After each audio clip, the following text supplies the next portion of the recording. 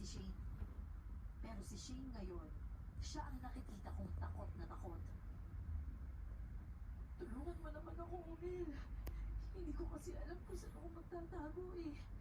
Mapalabas sa loob ng bahay. Delikado ako. Ha? Paano ka naman naging delikado dito sa loob?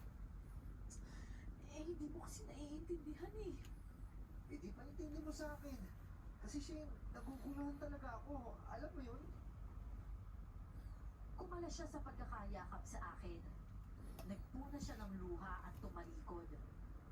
Huminga siya ng malalim at ako naman noon hindi nagdalawang isip na magsalita tungkol sa narinig ko. Ang babae mo, Ayos tignan na ako baba ka makuha, naman. Shane. Nagpakilala siyang kapatid mo. May kapatid ka bang babae? Oo. Oo, Mel. Ate ko siya. Si Samara. Ang sabi niya,